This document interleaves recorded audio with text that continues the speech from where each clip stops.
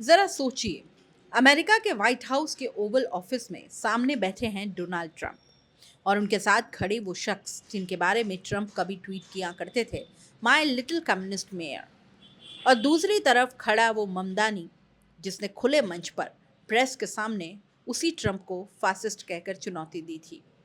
अब कल्पना कीजिए, ऐसे दो धुर विरोधी जब एक कमरे में मिलते हैं और सामने प्रेस खड़ी हो। एक पत्रकार पूछता है, क्या आज भी आप ट्रंप को फासिस्ट मानते हैं?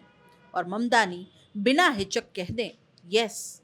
ट्रंप मुस्कुराते हैं और कहते हैं, कोई बात नहीं, कह दीजिए। वाह। अब यही फ्रेम जरा भारत की तरफ मोड़िए।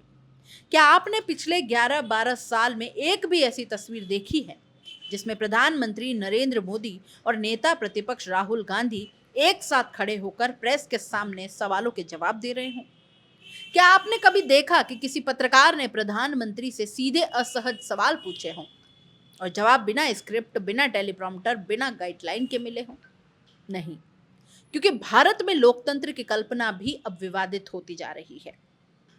न्यूयॉर्क मेयर चुनाव जीतने के बाद जोहरान ममदानी ने समय मांगा और ट्रंप ने मिलना स्वीकार भी किया। ये वही ट्रंप है जिन्होंने चुनावों के दौरान ममदानी को कहा था, कम्युनिस्ट मेयर आया तो न्यूयॉर्क की फंडिंग काट दूंगा।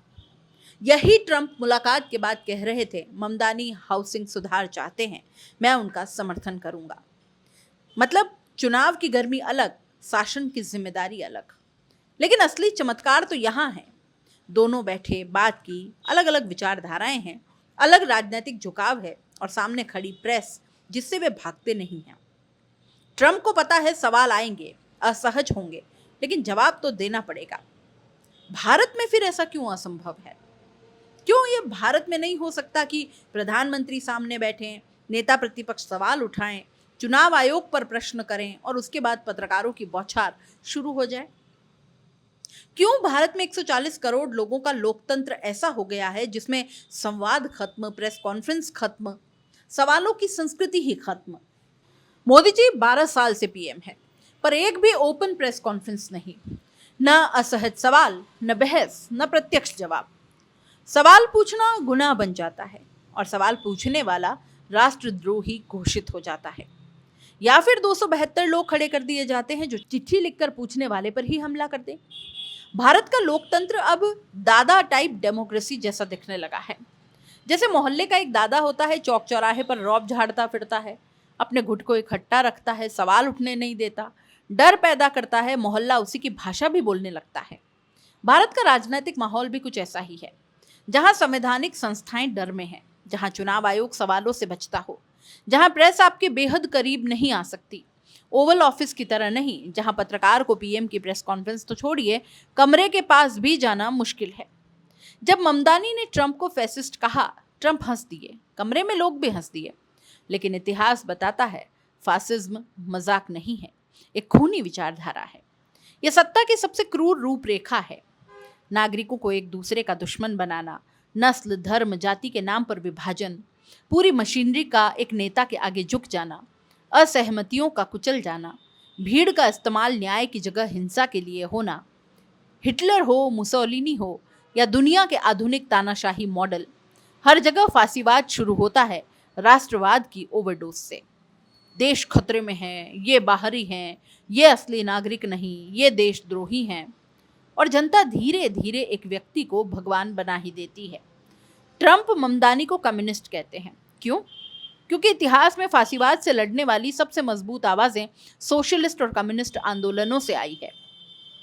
मुसोलिनी ने सबसे पहले कम्युनिस्टों को मारा, हिटलर ने सोशलिस्टों को खत्म किया, उनके जेलों में सबसे ज्यादा वही बंद हुए। आज भी फासीवादियों को सबसे ज्यादा चिढ़ यही प्रगतिशील, वामपंथी, लोकतांत्रिक सोशलिस्ट से होती है। इसलिए ट्रंप ममदानी को सनकी कम्युनिस्ट कहते रहे, लेकिन मुलाकात होते ही कहा, इनके विचारों में दम है। क्यों? क्योंकि लोकतांत्रिक दिखना पड़ता है।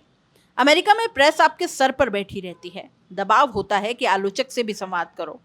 भारत में यह दबाव खत्म हो गया है। न्यूयॉर्क का मेयर चुनाव सिर्फ मेयर का चुनाव नहीं था, ये वो लड़ाई थी जिसमें लोग डर रहे थे कि फासीवाद बढ़ रहा है, संस्थाएं कमजोर हो रही हैं, ट्रंप का प्रभाव बढ़ रहा है। ममदानी की जीत एक जवाब थी कि लोकतंत्र जिंदा है और लड़ाई अभी जारी है।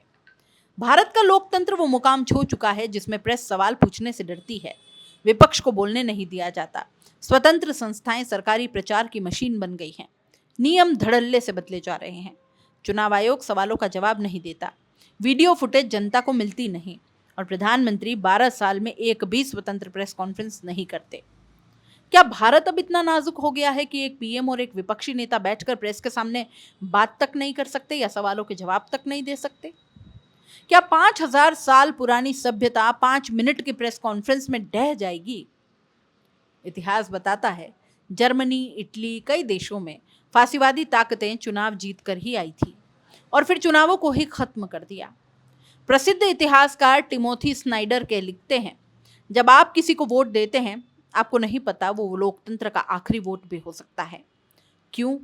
क्योंकि सत्ता मिलते ही विपक्ष कुचला जाता है, संस्थाएं कैद हो जाती है, मीडिया को बंद कर दिया जाता है, जनता को डराया जाता है, नागरिकों को एक दूसरे का दुश्मन बनाया जाता है। फासीवाद का रास्ता धीरे धीरे आता है और आम लोग पहचान तक नहीं पाते कि कब वोट डालना एक औपचारिकता बन गया है। यह मुलाकात दुनिया नहीं बदल देगी, फासीवाद की लड़ाई खत्म नहीं होगी, संस्थाएं जादुई रूप से मजबूत नहीं हो जाएंगी, लेकिन ये एक प्रतीक है कि संवाद अभी जिंदा है, कि लोकतंत्र अभी इतना टूटा नहीं है कि सत्ता में बैठा सबसे शक्तिशाली व्यक्ति भी अपने आलोचक से बात करने को मजबूर होता है, क्योंकि प्रेस मौजूद है और जनता सवाल पूछती है।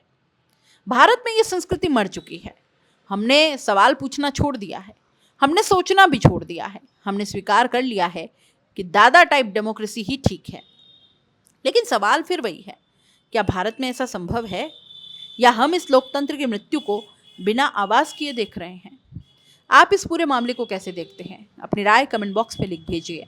जाते जाते चैनल को लाइक, शेयर और सब्सक्राइब जरूर कर दीजिए। नमस्कार।